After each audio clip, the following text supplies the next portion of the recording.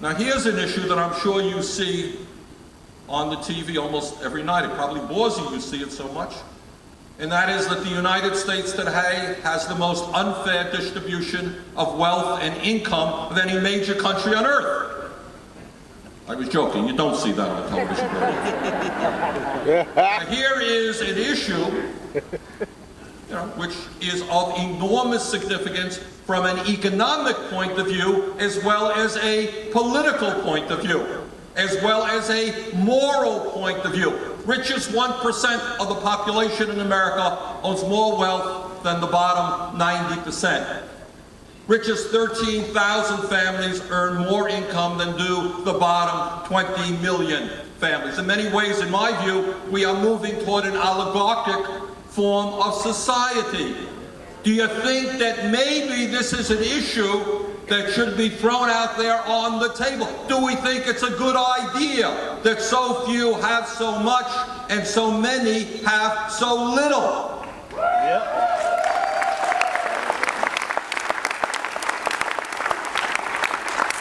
But that is an issue that is beyond the scope of what establishment media is literally allowed to discuss. Now, I have been in politics for a long time. I have been asked 1,000 questions by media. Not one member of the media has ever come up to me and said, Bernie, what are you going to do to deal with the outrage of America having the most unfair distribution of wealth of any country on earth? What are you going to do about it? Have you ever heard any political leader ever being asked that question? Why not? Why is that issue outside of the scope of what we are allowed to talk about? Moral values. All of us are concerned about moral values because beyond politics, deeper than politics, is the issue of morality. What do we stand for? What are our values? What do we believe in?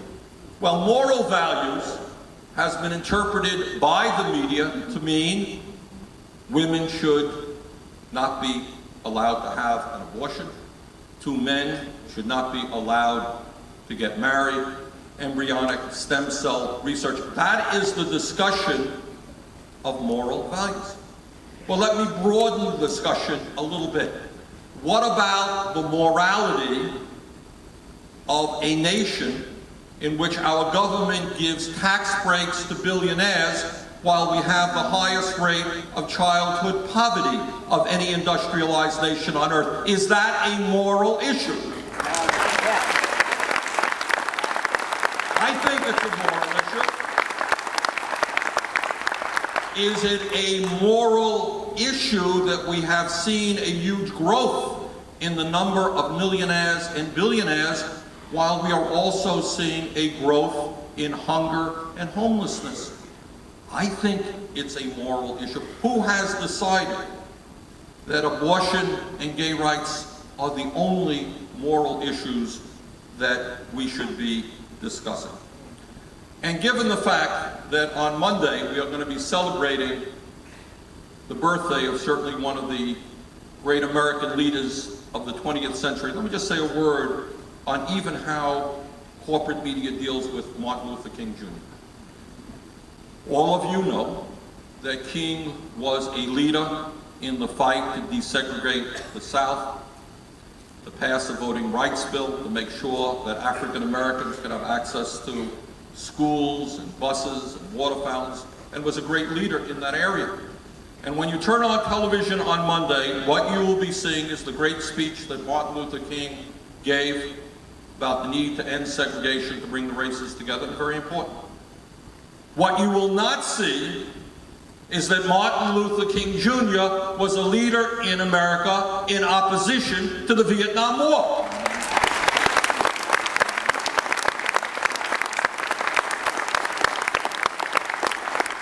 What you will not see is that at the end of his life, what he was attempting to do is bring blacks and whites and Hispanics and Native Americans together in the fight for economic justice. Virtually no discussion.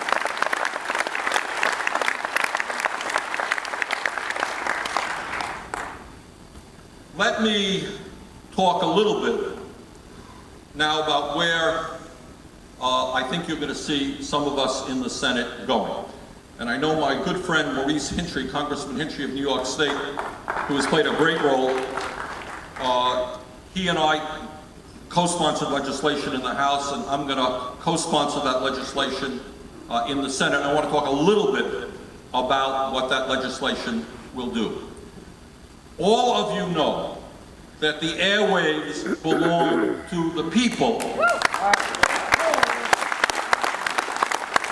and that we lent those airwaves to media conglomerates in order to do the public good. Now is the time to take a hard look at what they have given back to the American people.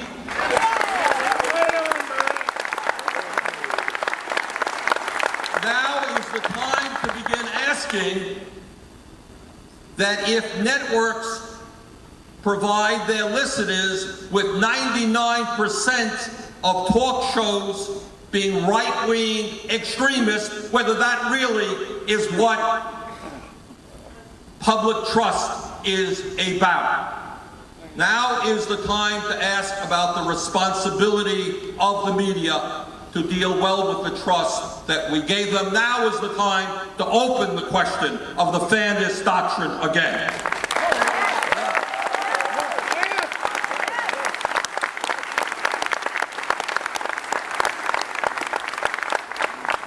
All of us know that in recent years, fewer and fewer large media conglomerates have swallowed up smaller companies, and that right now, a small handful of giants are the people who determine what the American people see, hear, and read. I think that is a real danger to American democracy.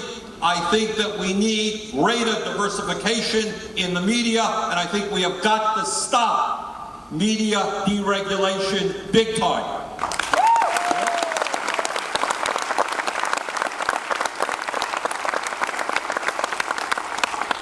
And I think that in terms of corporate media, that when we give licenses to people, when we give licenses to media companies, they must be responsible to the people, and I think it is high time to bring back that legislation which says that the people have a right to determine whether or not these companies are succeeding, that we should be having hearings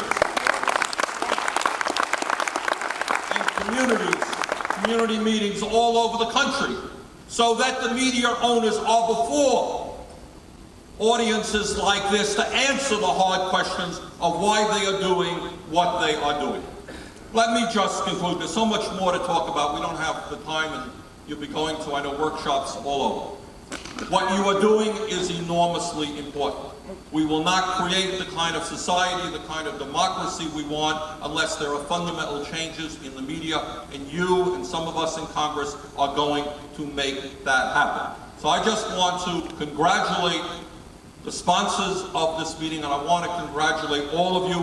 We are making real progress. We have got a long way to go, but we are not going to address the enormous problems facing America unless there are major changes in the way media works in America. Your job, my job, is to make that happen, and I look forward to continue to work with you. Thank you all very much.